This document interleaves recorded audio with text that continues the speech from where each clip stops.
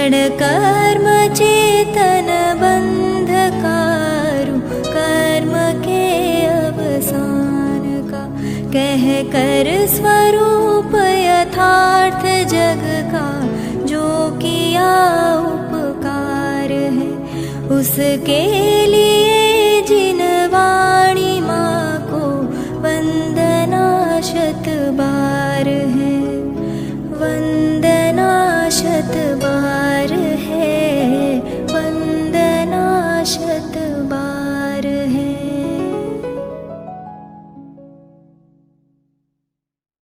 जय श्री ओम नमः सिद्धेभ्यः। वंदितु सौवसिद्धे ध्रुवमचलमणोवमं गदिं पत्ते, वोच्छामि समय पाहुड निनमो सुध केवली भणिदम्। नमः समय साराय स्वानुभूत्या चकासते, चित्स्वभावाय भावाय सर्वभावान्तरच्छिदे। अनन्तधर्मणस्तत्त्वं पश्यन्ति प्रत्यगात्मनः, अनेकान्तमयी मूर्तिर्नित्यमेव प्रकाशताम्।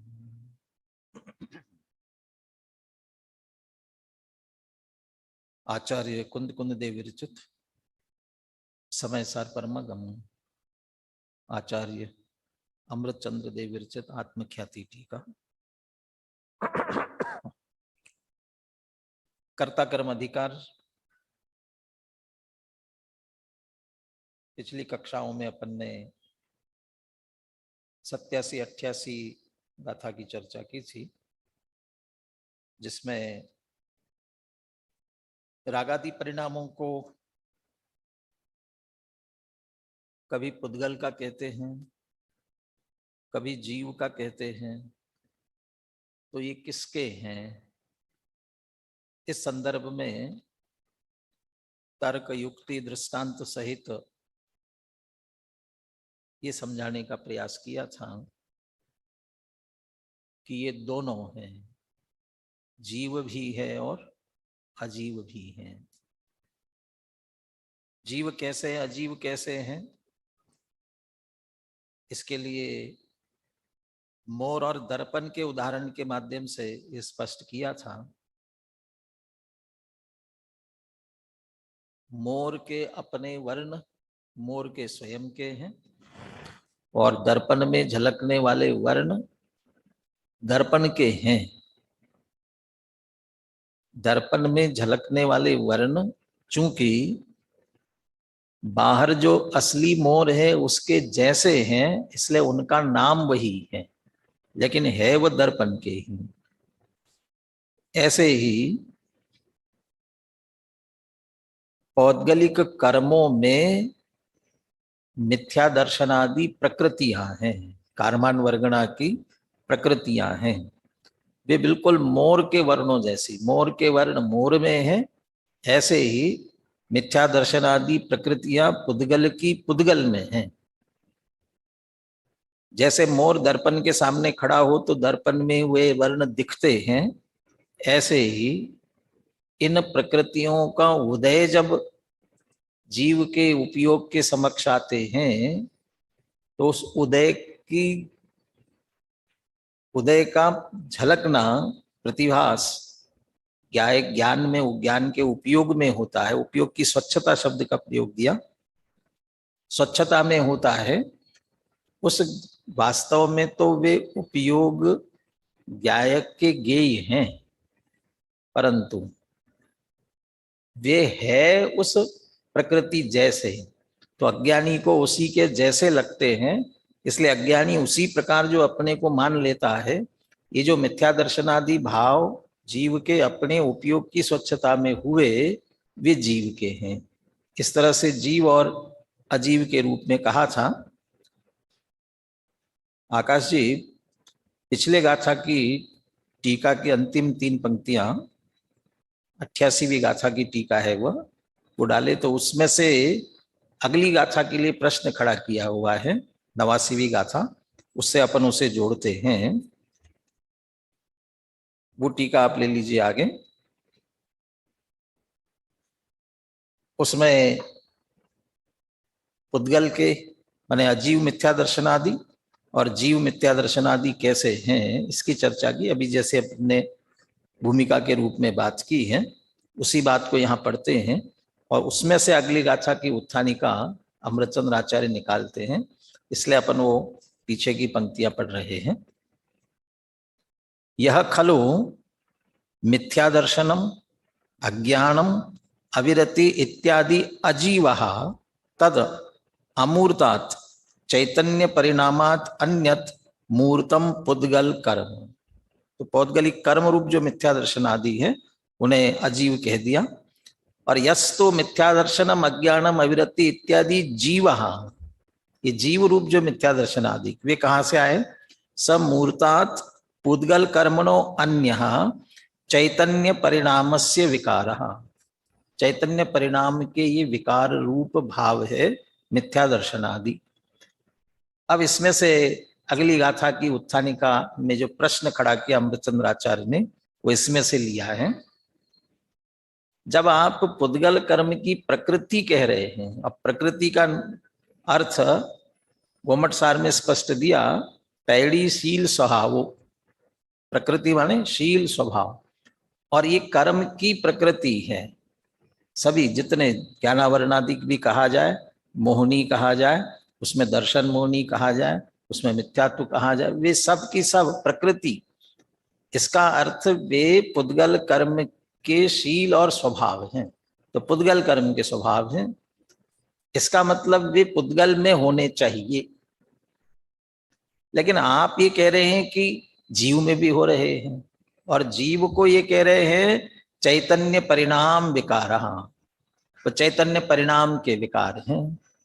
इसमें से प्रश्न खड़ा कर रहे हैं, मिथ्या दर्शनादि चैतन्य परिणामस्य विकारः कुतः इति चेत।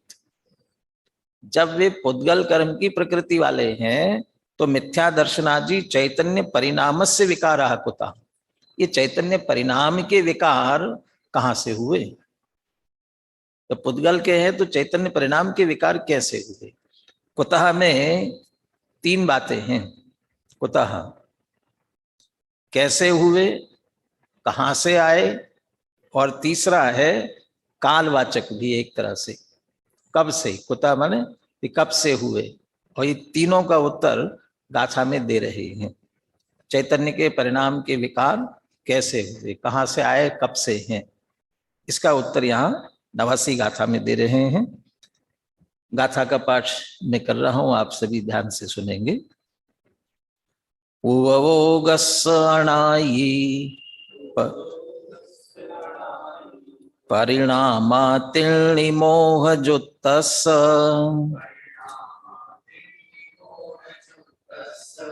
मिच्छत्तं मन्नाणम्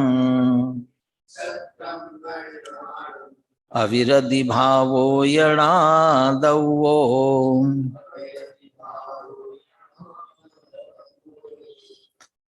या विद्यार्थियों को पढ़ाते हैं तो गाथा दोहराते हैं वे, इसलिए गाथा पीछे दोहरा रहे थे।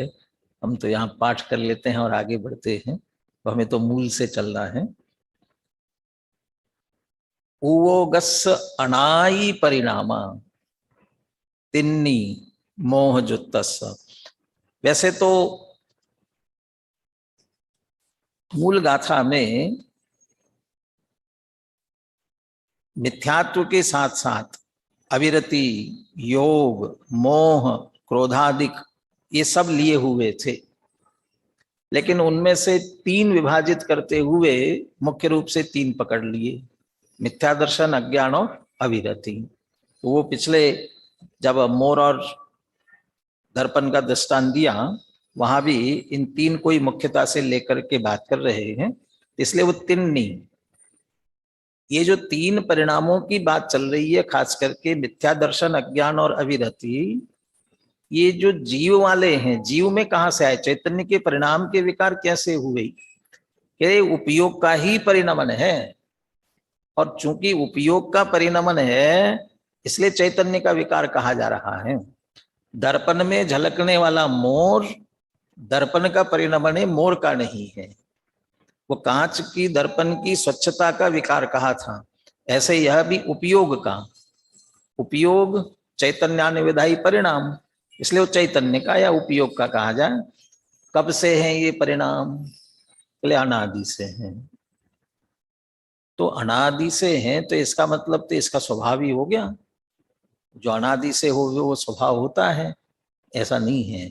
अनादि से होवे तो स्वभाव ही हो जाए, ऐसा नहीं है अनादि से, परंतु अनादि से होने पर भी अपने आप नहीं हुआ है।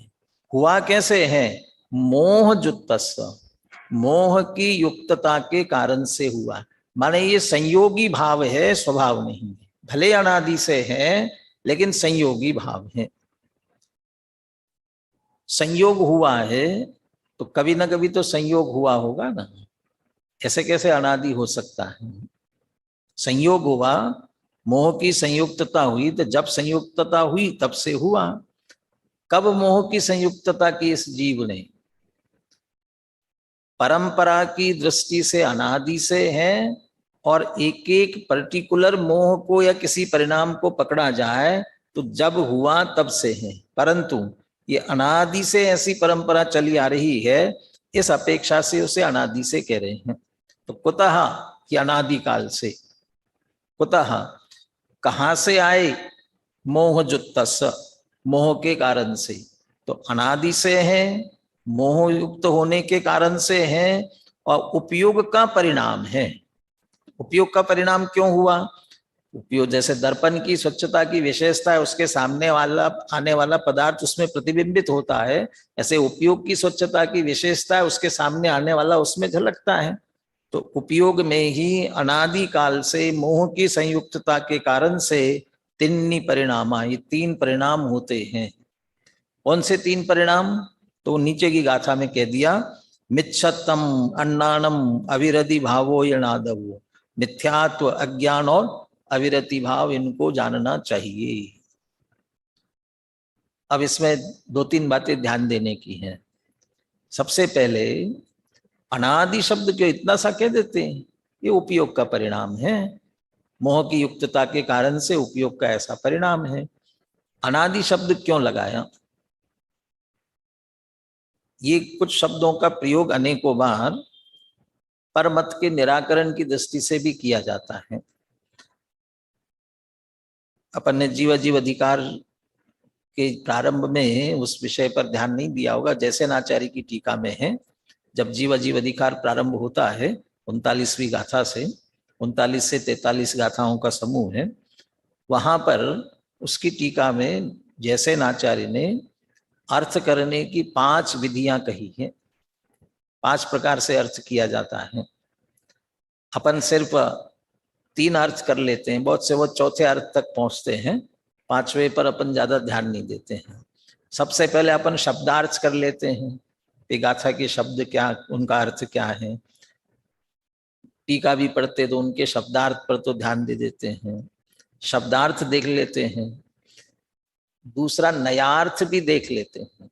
नयार्थ भी कौन से नए से, अनेकों बार गाथा में भी नयों का प्रयोग कर देते हैं, तो नयार्थ भी देख लेते हैं। कदाचित आगमार्थ, कि भाई ये और आगम में कहीं ये चर्चा आ गई, आई हुई है क्या। और चौथा भावार्थ, इसका भावार्थ क्या निकला, इसमें से क्या कहना चाहते हैं। और एक 5वां होता है मतार्थ, जो बात कही जा रही है किसी मत के निराकरण के लिए, परमत, कुमत, अन्य मत, उस मत का निराकरण, अन्यथा हमारे अंदर भी उसी प्रकार की मान्यता न बैठ जाए, उनके निराकरण के लिए वो मतार्थ कहलाता है। तो इसमें जो अनादि शब्द है वो एक तरह से मतार्थ के लिए है, अन्य मत के निराकरण के लिए। इसमें भी 2 बातें। एक बात, अन्य दर्शन ये मानते हैं ये जीव पुरुषार्थ करके ब्रह्म में लीन हो जाता है, और फिर ब्रह्म की इच्छा होती है उनको फिर से संसार में भेज देता है।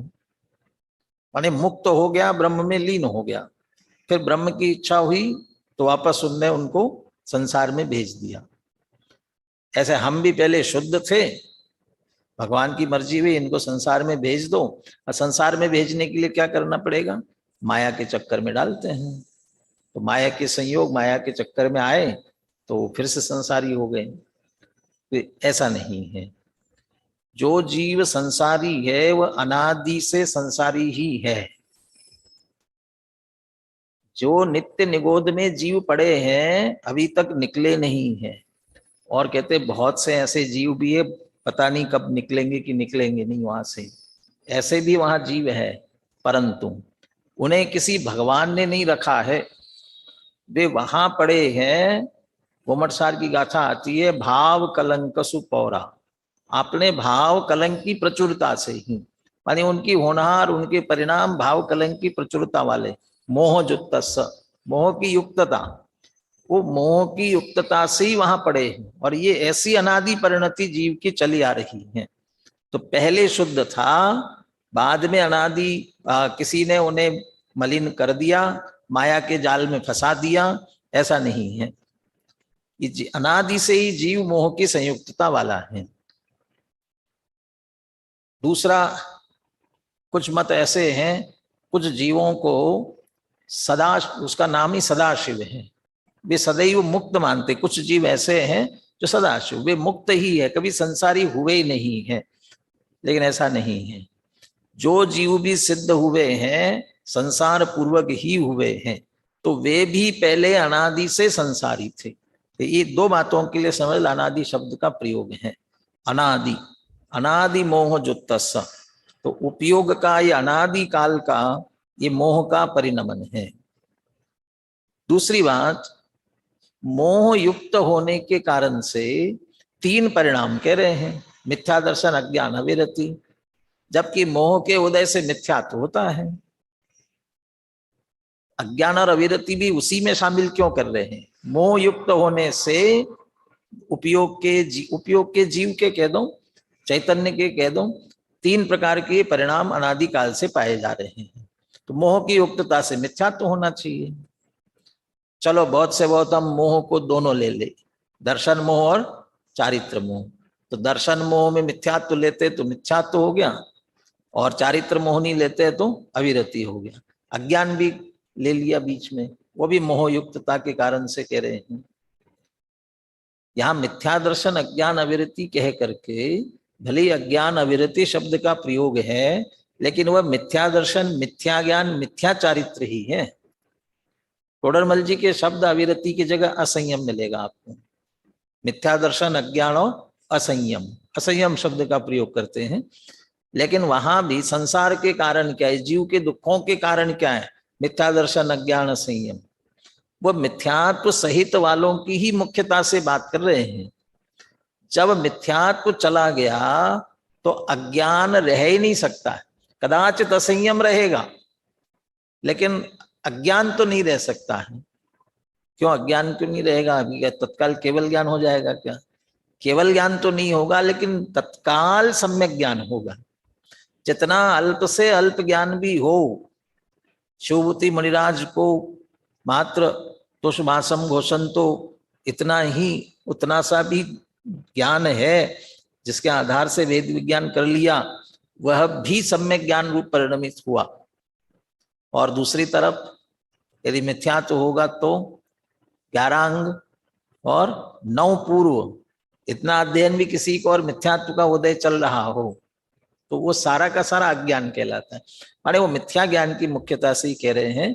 और ज्ञान में वो मिथ्यापना जो आया है वो ज्ञानावरण के कारण से नहीं आता। इसके लिए पूरा आप प्रकरण टोडरमल जी का 4थे अधिकार का मिथ्या ज्ञान का स्वरूप, उसमें इस पर बहुत तर्क युक्ति से टोडरमल जी ने बात की है कि मिथ्या ज्ञान का कारण मिथ्यात्व है, दर्शन मोह का उदय है, ज्ञानावरण का उदय नहीं है। क्योंकि ज्ञानावरण का उदय 12वें गुणस्थान तक रहता है, 12वें गुणस्थान तक। और जब ज्ञानावरण का नाश होता है तब 13वें में जाके केवल ज्ञान की प्राप्ति होती है। तो ज्ञानावरण का उदय है तो उसके कारण से अज्ञान वो बाधक नहीं बनता है। तो दर्शन मोहनी से मिथ्यापना आता है।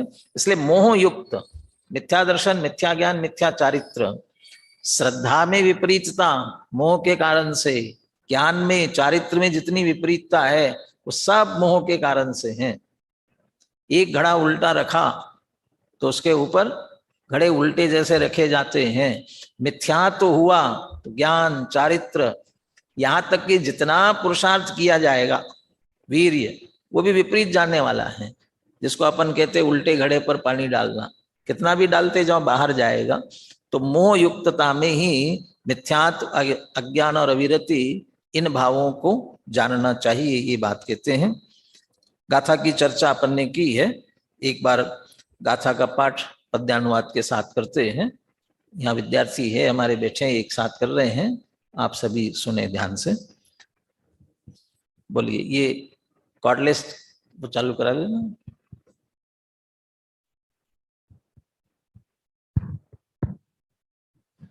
उभोगस्यणायि परिणामातिर्णि मोहज्योतस्य मिच्छतं मरणाणम् अविरतिभावो यणादवो मोहयुत उपयोग के परिणाम तीन अनादि से जानो ने मिथ्यात्व अविरत भाव अज्ञान ये। अब अपन संस्कृत टीका की ओर बढ़ते हैं। इसमें अमृतचंद्र आचार्य, जैसे उनकी शैली है, पहले एक सिद्धांत वाक्य की, तथ्य की बात करते हैं, सैद्धांतिक तथ्य, वस्तु स्वरूप का तथ्य, और उसके बाद ये मिथ्या दर्शन आदि जीव के चैतन्य विकार कैसे, कब से, कैसे हुए, इसको एक दृष्टांत के साथ स्पष्ट करते हैं। पहले वो तथ्य, सिद्धांत, उपयोगस्य ही स्वरसत एव समस्त वस्तु स्वभावभूत स्वरूप परिणाम समर्थत्वे सति अनादि वस्तुअंतरभूत मोह युक्तत्वात् मिथ्या दर्शनम अज्ञानम अविरति इति त्रिविधा परिणाम विकारः। उपयोगस्य, उपयोग की बात की है ना, तो उपयोग कैसा? वैसे तो अगली जो गाथा 90 नंबर की आने वाली है, उसमें उपयोग की बहुत महिमा करने वाले हैं। मूल गाथा में ही उपयोग होता कैसे है, अपने आप में उसका स्वरूप क्या है, और फिर भी पर लक्ष्य, पर सन्मुखता, जिसको हम मोह युक्तता कह रहे हैं, मोह युक्तस्य, ये उसमें एक बात गाथा में भी ये समझ लेना चाहिए, मोह जुत्तस्य उवोगस्य, ये नहीं कह रहे हैं मोह ने ये तीन परिणाम किए। मोह पुद्गल कर्म जीव को मिथ्या दर्शनादि रूप करता है, ये नहीं कह रहे हैं। उपयोग उनकी युक्तता करता है, माने उपयोग अपने स्वयं की शक्तिहीनता से, अपनी कमजोरी से, अपनी गलती से वो मोह की युक्तता करता है, तो ये परिणाम होते हैं, वो नहीं कराते। मोह युक्तस्य, उसके कारण से।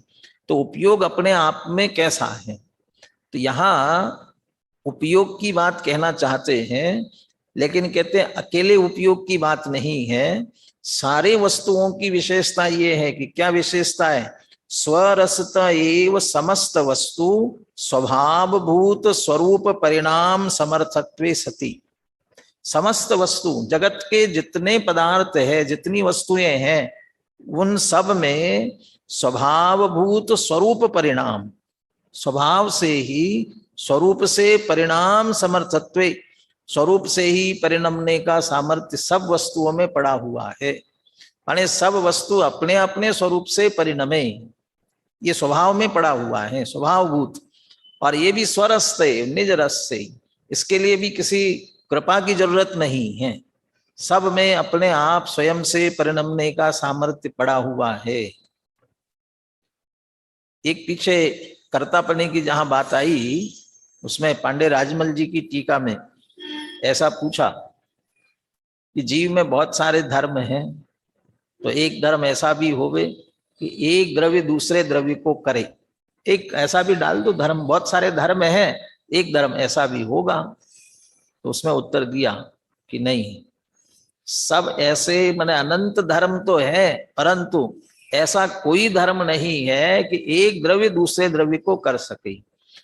लेकिन स्वयं का जो स्वयं सहज परिणमन हो रहा है, उसमें परिणमने की अपने आप सहज सामर्थ्य है, स्वरूप रूप परिणमने की सहज सामर्थ्य है। उसके लिए सब शक्तियां हैं। इसमें से आप शक्ति निकालना चाहो तो बहुत सारी शक्तियां निकाल सकते हैं। समस्त वस्तु स्वभावभूत स्वरूप परिणाम समर्थत्वे सती, स्वभावभूत स्वरूप परिणमन।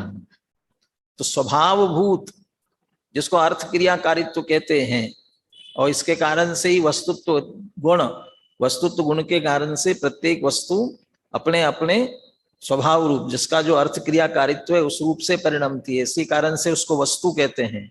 ये स्वभावभूत स्वरूप परिणाम और परिणमना, उसके लिए द्रव्यत्व शक्ति उसके पास में है, स्वरूप परिणाम। और सामर्थ्य ये वीर्य है। वीर्य के संदर्भ में वीर्य शक्ति, वीर्य गुण कौन से द्रव्य में होता है? वीर्य गुण कौन से द्रव्य में होता है? ऐसे जब जीव के गुणों की, विशेष गुणों की बात करते हैं, ज्ञान दर्शन सुख वीर्य ये सब बात करते हैं, परंतु वीर्य सभी द्रव्यों में पाया जाता है। उन द्रव्यों में अपने अपने स्वरूप रूप परिणमने का जो सामर्थ्य है, उनका अपना वीर्य है, हर एक का अपना अपना सामर्थ्य है। तो इसलिए प्रत्येक द्रव्य में वो वीर्य शक्ति है उसकी स्वयं की, और स्वरसते निज रस से ही। तो इस तरह से अपने स्वरूप रूप से परिणमे, ये सामर्थ्य तो सब द्रव्यों में पाई जाती है। जब सब द्रव्यों में पाई जाती है तो जीव में भी होना चाहिए ना। कहते जीव का भी ऐसा ही स्वरूप है। ऐसा होने पर भी ये उपयोगस्य, ऐसे बने सभी द्रव्यों का अपने स्वरूप रूप से परिणमने का सामर्थ्य होने पर भी, लेकिन जीव क्या कर रहा है कि अनादि वस्तुअंतरभूत मोह युक्तत्वात्, ऐसा होकर के भी अनादि काल से ही मोह से युक्त हो रहा है। यदि मोह की युक्तता न करे तो, बहुत जगहों पे ऐसा होता है ना।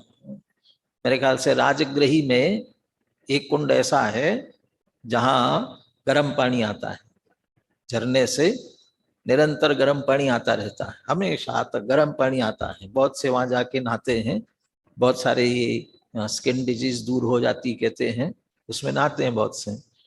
तो पानी झरना आ रहा है, झरने से निकलने वाला पानी तो स्वभाव से ठंडा होता है, तो ठंडा होना चाहिए। झरने का पानी वो गर्म आ रहा है, ऐसे कैसे? और कब से आ रहा है कि कोई गर्म करने बैठा नहीं है, तो कैसे आ रहा है? कि वो जहां से निकल रहा है, वहां निकलते हुए जो गंधक, सल्फर क्या गंधक क्या कहलाता है, वो उसका वो उसके संपर्क में आकर के वहां जमीन में होगा, और उस पर से होके पानी आता है, उसके कारण से गर्म होता है। माने पानी निकला और उसने उसका संपर्क किया तो गर्म होकर के निकल रहा है। तो वैसे पानी का शीतल पने से परिणमने का स्वभाव होने पर भी वह उसने सल्फर गंधक का संपर्क किया, उसके कारण से गर्म हो रहा है। और कब से? कि जब से वहां से पानी निकल रहा है तब से गर्म होके, तो उसके संपर्क के कारण से। तो उस पानी में भी शीतलता रूप परिणमने का सामर्थ्य है, तो उसका संपर्क करने के कारण से।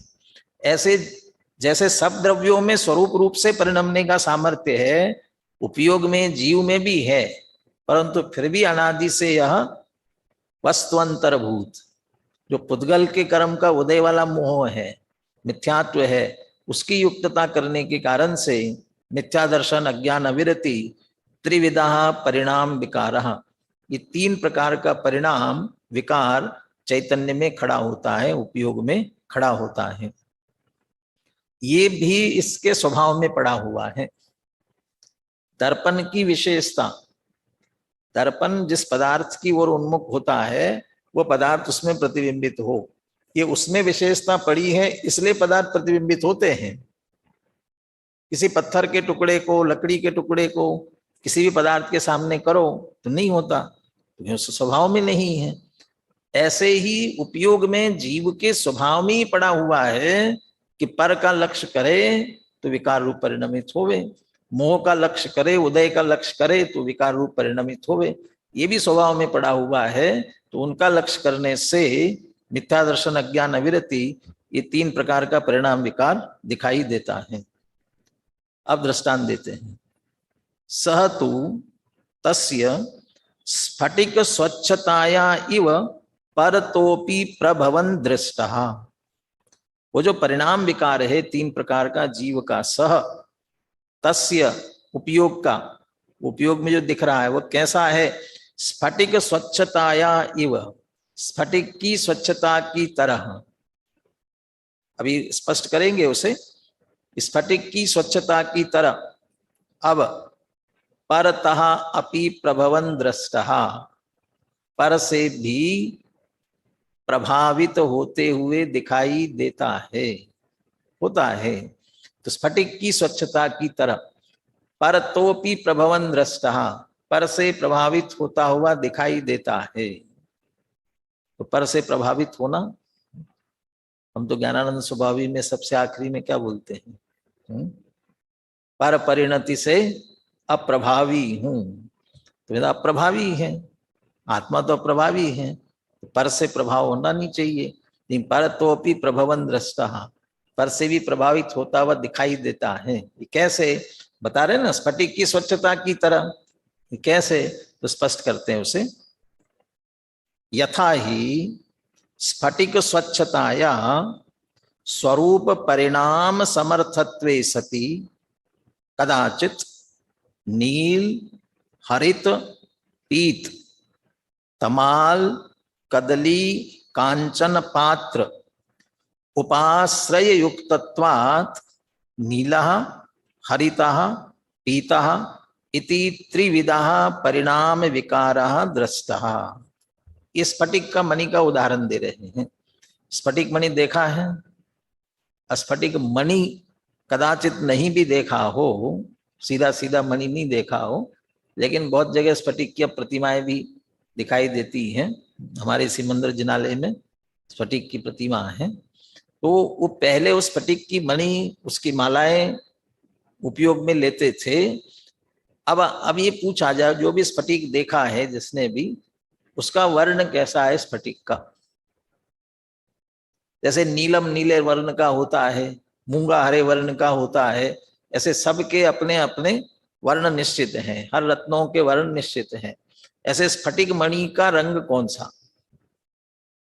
तो स्फटिक मणि का रंग कैसे बताएंगे? इसलिए कहेंगे कि स्फटिक मणि का रंग स्वच्छ है, तो वो अपने उस स्वच्छता रूप से परिणमता है। स्फटिक स्वच्छताया, तो स्फटिक स्वच्छ।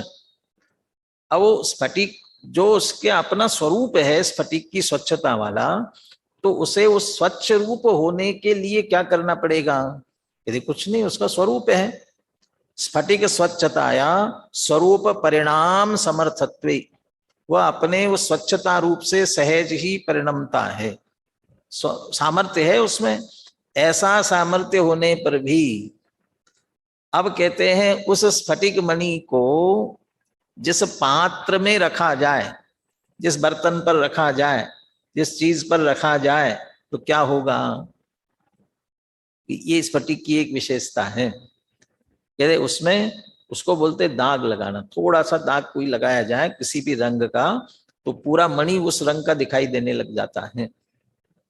पहले कहते थे ये मणि बहुत नीलम और पन्ना और ये तो बहुत महंगे महंगे होते हैं, और जितने बड़े होते उतने महंगे होंगे, तो उतना बड़ा तो नहीं रखा जा सकता।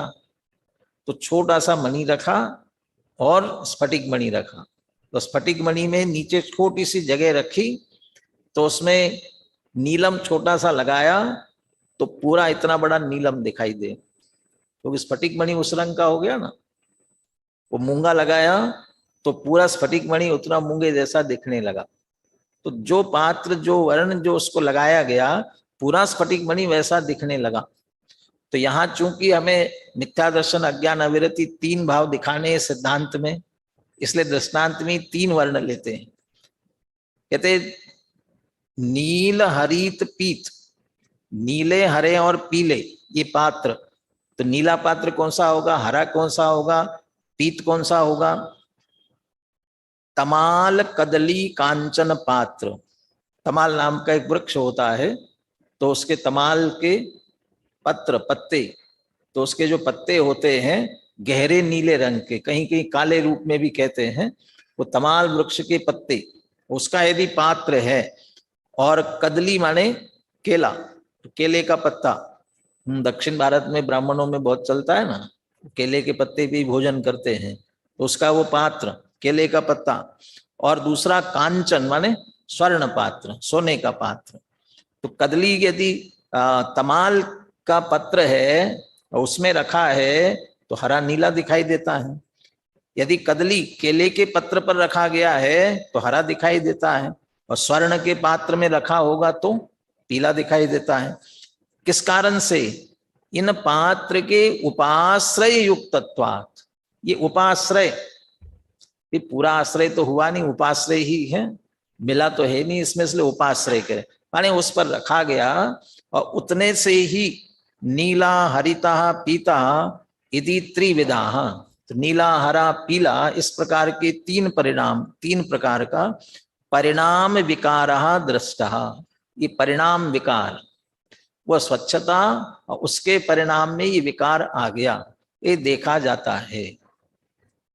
अब स्फटिक मणि अपने आप वैसा होना चाहे, नीला पीला हरा, तो नहीं हो सकेगा, इसलिए कह रहे कि पर से ही और प्रभावित होता हुआ, या प्रभावित का अर्थ हम जिसको इफेक्टेड कहते हैं ना, वो अंग्रेजी में जैसे इफेक्टेड होना, वो इफेक्टेड नहीं है यहाँ प्रभवन माने होता हुआ दिखता है, हम उसे प्रभवन लेकर के प्रभावित कह रहे हैं, लेकिन उसका भाव है होता हुआ, वैसा होता हुआ दिखता है।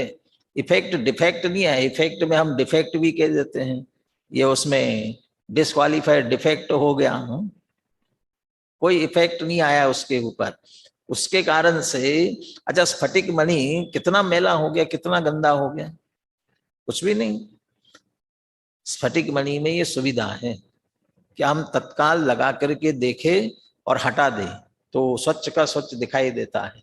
हमारे उपयोग में ऐसी व्यवस्था नहीं है। दर्पण में भी ऐसा हो सकता है, दर्पण के सामने दिख रहा है, चीज हटा लो, दर्पण स्वच्छ का स्वच्छ है, लेकिन उपयोग में हमारे ऐसा नहीं है। कहाँ वो मोह का उदय चल रहा है अनादि से, कैसे हटाओगे? भाई एक ही उपाय है, अपने स्वरूप में लीन हो जाओ, वो अपने आप उसका उपशम आदि जो होना है हो जाएगा, वही उपाय है। लेकिन स्फटिक मणि जैसे अपने आप में स्वभाव से स्वच्छ है, ऐसा उपयोग भी एक तरह से स्वच्छ ही है, लेकिन उस स्वच्छता में, स्फटिक मणि की स्वच्छता में, इन तीनों के उपाश्रय के कारण से ये तीन विकार दिख रहे हैं। बस ये इस दृष्टांत बनाया, पर वैसे ही दृष्टांत सर्वथा नहीं लगेगा।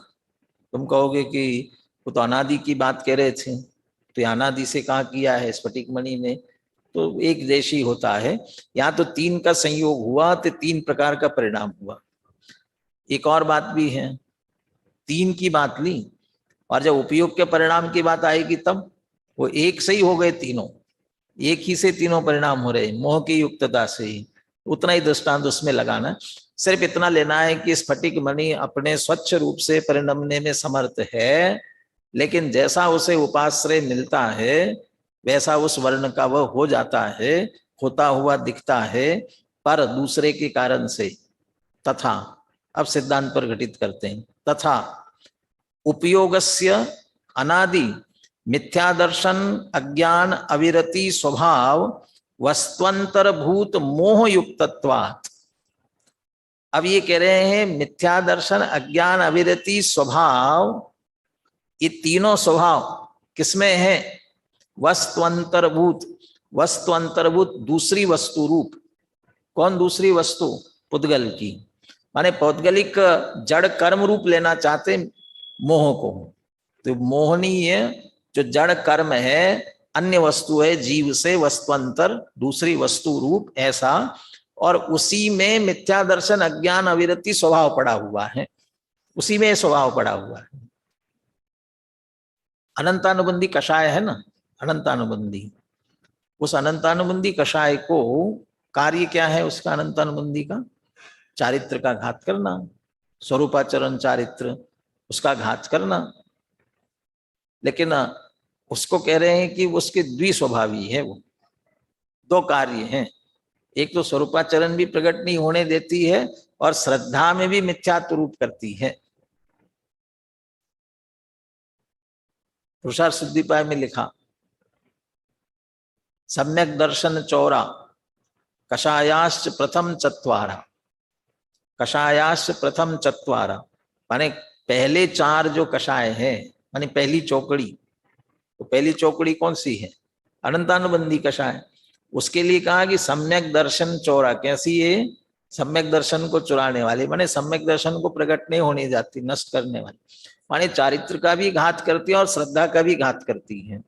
तो उस ये उसका द्विस्वभावीपना उसमें पड़ा हुआ है।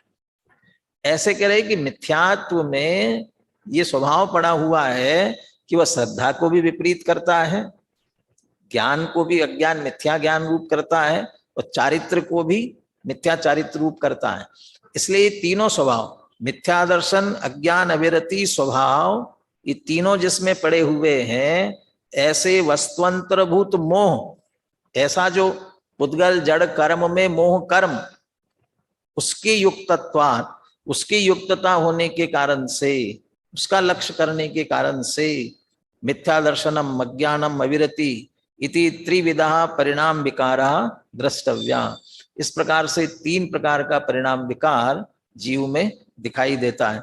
अनादि शब्द का प्रयोग तो ऊपर ही कर दिया, वस्तुअंतरभूत, अनादि अनादि वस्तुअंतरभूत मोह युक्तत्वात्, तो अनादि से इस प्रकार से परिणाम जीव में दिखाई दे रहे हैं। आकाश जी को कहना भूल गए, ये अनुशीलन में गुरुदेव का उद्धरण आया है, उसका एक पैराग्राफ पढ़ना है, पेज नंबर 109 पर है।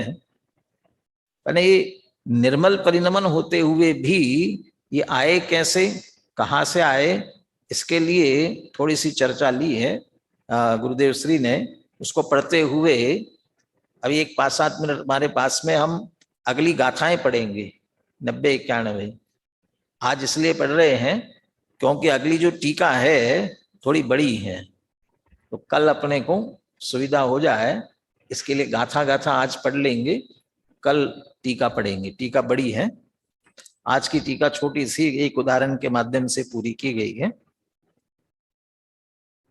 109 पेज पर ले लिया।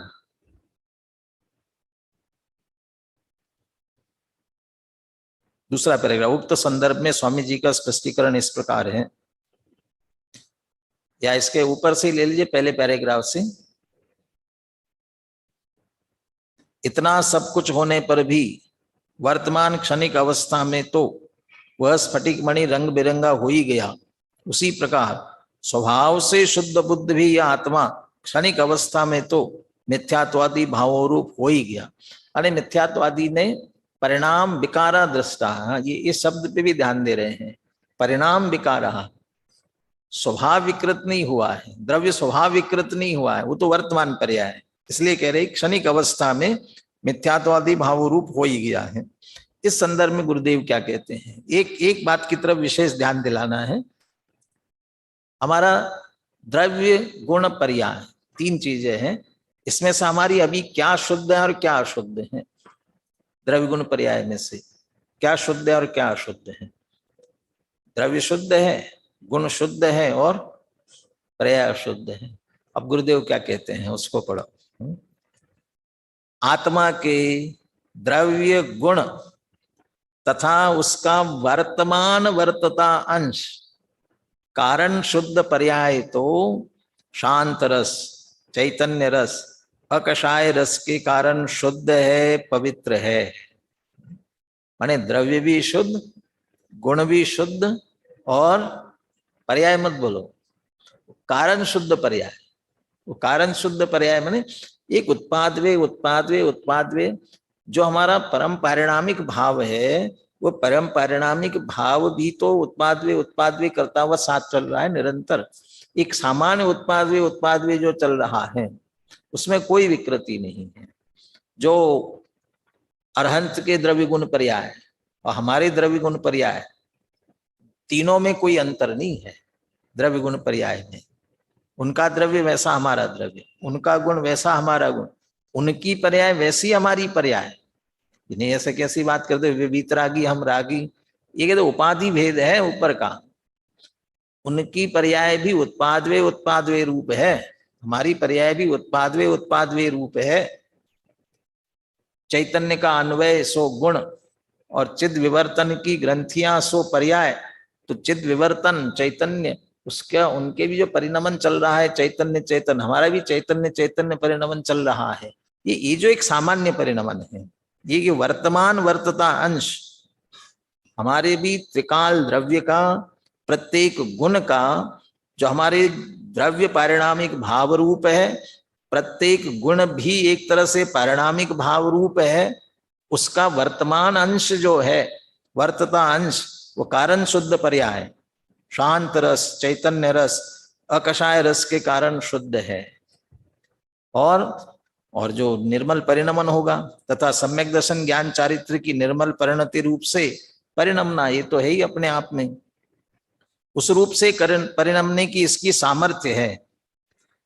आहा, भगवान आत्मा तो अतीन्द्रिय आनंद रस, वो अतीन्द्रिय ज्ञान रस का स्वामी होकर अतीन्द्रिय आनंद रूप से परिणमन करने की सामर्थ्य वाला है। फिर भी अनादिकाल से अन्य वस्तु अर्थात जड़ मोह के साथ संबंध करने से उपयोग में विकारी परिणाम उत्पन्न होता है। कोई सज्जन व्यक्ति जिसके घर में, कुलीन व्यक्ति जिसके घर में बहुत मर्यादा का भोजन सब उपलब्ध है, बढ़िया दूध पी सकता है, लेकिन कुसंगति में पढ़ करके शराब पीने लग जाए तो क्या करे? माने घर में सब कुछ अच्छा है, उसके बाद भी शराब आदि पीने लगे तो क्या किया जाए? ऐसे जीव सहज ही आनंद रस, ज्ञान रस इस रूप से परिणम सकता है, फिर भी अतीन्द्रिय आनंद रूप से परिणमन करने की सामर्थ्य वाला, फिर भी अनादिकाल से अन्य वस्तु अर्थात जड़ मोह के साथ संबंध करने से उपयोग में विकारी परिणाम उत्पन्न होता है। भगवान आत्मा का जानने देखने रूप उपयोग तो सदा निर्मल व शुद्ध है। देखना जानना उपयोग का जो परिणमन है, उसमें अनादि मोह कर्म के संयोग के वश, बस ये एक ही कारण, मोह कर्म के संयोग के वश मिथ्यात्व, अज्ञान व अविरति ऐसे 3 प्रकार से विकारी परिणाम की स्वयं उत्पत्ति होती है। और स्वयं को भी फिर आगे विस्तार से समझाया, माने उन्होंने नहीं कराया है, इसने ही लक्ष्य किया है, इसलिए इसमें अपनी योग्यता से विकार रूप परिणमन इसका स्वयं का हुआ है, माने उन्होंने नहीं कराया है, स्वयं हुआ है। ये हम भी भक्ति में बोलते हैं ना, ज्ञान में मोह की धूल लगी है, इससे मोह को छुड़ा दो प्रभु जी। हैं, ज्ञान में मोह की धूल लगी हुई है, इससे हमको छुड़ा दो। माने मोह की धूल हटी तो ज्ञान तो स्वच्छ अपने आप वैसा का वैसा ही। स्फटिक मणि में से वो पात्र जो रंग के हैं वो हटे तो वो अपने आप में स्वच्छ हैं, ऐसे उपयोग भी अपने आप में स्वच्छ हैं। कैसे? देखिए, अगली गाथाएं पढ़ लेते हैं। अथ आत्मनस त्रिविध परिणाम विकारस्य कर्तृत्वं दर्शयति। अब आत्मा के 3 प्रकार जो परिणाम कहे, उनका कर्तापना, ये परिणाम जीव के हुए ना, भले ही मोह की युक्तता से जीव में हुए हैं, तो जीव उस रूप से परिणमा, अपने जीव के मोह, मिथ्या दर्शन, अज्ञान, अविरति, तो जब वह परिणमा तो उसका कर्तापना वही बनेगा। तो उनका वो कर्तापना कैसे हुआ ये स्पष्ट करते हैं। अब गाथाएं में बोलता हूं, आप दोहराना नहीं। एदे सुय उवो गो तिवि हो शुद्धो निरंजनो भावो जमसो करे दिभावम उवो गो तस्स सो कत्ता जम कुण दिभाव मादा कत्ता सो हो दितस्स भावस कम्मत्तम परिणम दे तम्मिसयम पोगलम दव्वम। एदे सुय उवो गो तिवि हो शुद्धो निरंजनो भावो। उवो गो उपयोग कैसा है? तो इसमें शुद्धो निरंजनो भावो, ये 3 शब्द जो लिए गए हैं ये उपयोग के विशेषण हैं। उपयोग वास्तव में तो शुद्ध है और निरंजन है, ऐसा भाव है। माने उपयोग का परिणाम, उपयोग का भाव जो है दो ही समझ लीजिए, शुद्ध और निरंजन। तो शुद्ध और निरंजन माने अंजन रहित, कालिमा रहित, तो उसका अर्थ भी तो शुद्धि हुआ ना। तो 2 शब्दों का प्रयोग किया। जैसे आचार्य अर्थ करते हैं, शुद्ध माने रागादि भाव कर्म से रहित, और निरंजन माने ज्ञानावरणादि द्रव्य कर्म मल से रहित। माने भाव कर्म रूपी मलिनता से रहित है इसलिए शुद्ध, और द्रव्य कर्म की मलिनता से रहित है इसलिए निरंजन। माने उसे अंजन कहा, उससे रहित इसलिए निरंजन। तो हमारा उपयोग तो शुद्ध निरंजन भाव है। सरदार जी कौन कहलाते हैं? सिखों में चलता है ना, अलख निरंजन। अलख निरंजन, अलख माने अतीन्द्रिय, निरंजन अंजन से रहित, यानी शुद्ध निरंजन भाव है। ऐसा होने पर भी त्रिविधो, 3 प्रकार का हो जाता है। कैसे? वो मोह की युक्तता से, वो पहले बता दिया। तो शुद्ध निरंजन होने पर भी त्रिविध हो जाता है, और त्रिविधो 3 प्रकार का होकर के एदेसु, जो 3 भाव ऊपर कहे थे उनमें से जमसो करेदि भावम, जिस भाव को करेगा वो गो तस् सो कत्ता, उसका वह कर्ता बनता है। मिथ्यात्व करेगा तो मिथ्यात्व का, अज्ञान करेगा तो अज्ञान का, और अविरति करेगा तो अविरति का। और इनको लेकर के जो परिणाम करेगा, क्रोध करेगा, मान माया लोभ, हास्य रति अरति ये करेगा, हिंसा झूठ चोरी कुशील करेगा, अरे यहाँ तक कि इनके साथ में देव पूजा गुरु पास्ती करेगा, व्रत उपवास करेगा, वे भी हैं। सभी जो भी करेगा तस् सो कर्ता, उसका वह कर्ता बनेगा, क्योंकि उसके साथ वह एकाग्र हो जाता है। इसलिए अब अगली गाथा में कहते हैं जम कुणदि भाव मादा, इन तीनों की युक्तता के साथ जिन भावों को करेगा, जो भी परिणाम करेगा, जम भावम आदा कुणदि कर्ता कत्तासो होदि तस् भावस्य, उस भाव का कर्ता बनेगा। उस भाव में जिस पर पदार्थ को मैं कर रहा हूं ऐसा मान रहा है, पर द्रव्य का कर्ता नहीं बनेगा, उससे जुड़ने वाले भाव का।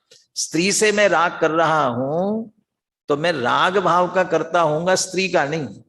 मैं दुकान चला रहा हूं तो मैं दुकान चलाता हूं, ऐसा जो मेरा भाव है उसका करता हूं, दुकान का करता नहीं हूं।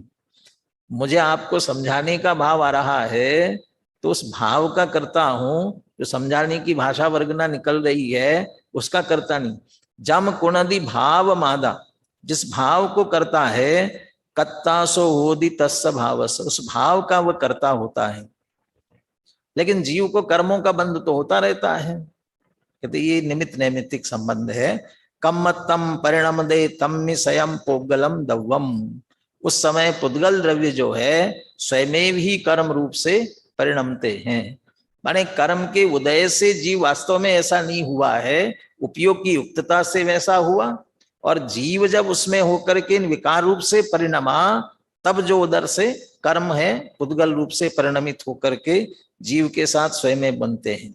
कम्मत्तम परिणम दे तम्मि स्वयं पोगलम दव्वम, पुद्गल द्रव्य जो है स्वयं ही कर्म रूप से परिणम करके जीव के साथ एक क्षेत्रावगा रूप से परिणमते हैं। अब इसको भी अमृतचंद्राचार्य टीका में पुनः दृष्टांत सहित स्पष्ट करते हैं, उसकी चर्चा अपन आगे कल करेंगे। अभी ये गाथाएं पद्यानुवाद के साथ में हमारे छात्र दोहरा रहे हैं, सुन करके आज की चर्चा पूर्ण करेंगे। बोलिए।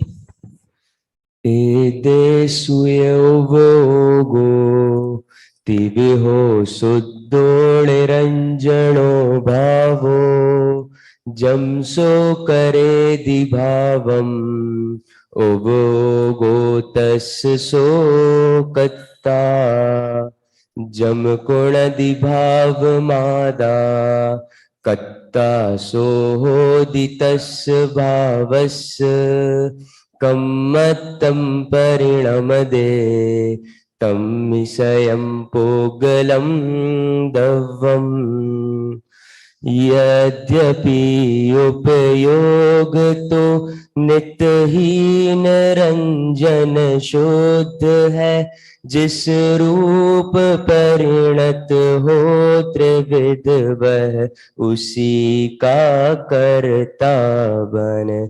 आत्म करे जिस भाव को उस भाव का करता बने, बस स्वयं ही उस समय पुद्गल कर्म भावे परिणमे। इस तरह हम पर का लक्ष्य करने के कारण से मिथ्या दर्शन आदि भाव कर रहे हैं और उसके कारण से हमें कर्म का बंध हो रहा है। यदि इससे हम बचना चाहते हैं तो एक ही उपाय है कि हम अपने को उपयोग रूप अनुभव करें और उपयोग में रहे। इसी मंगल भावना के साथ आज की चर्चा पूर्ण करते हैं।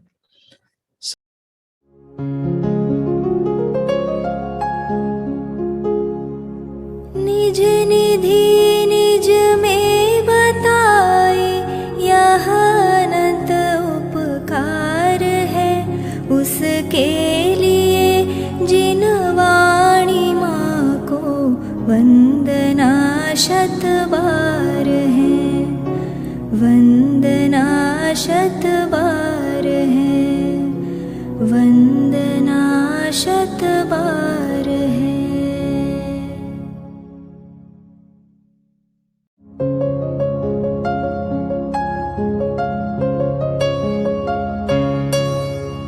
हे जिन वाणी भारती तो ही जपो दिन रैन, जो तेरी शरणा गहे सो पावे सुख चैन।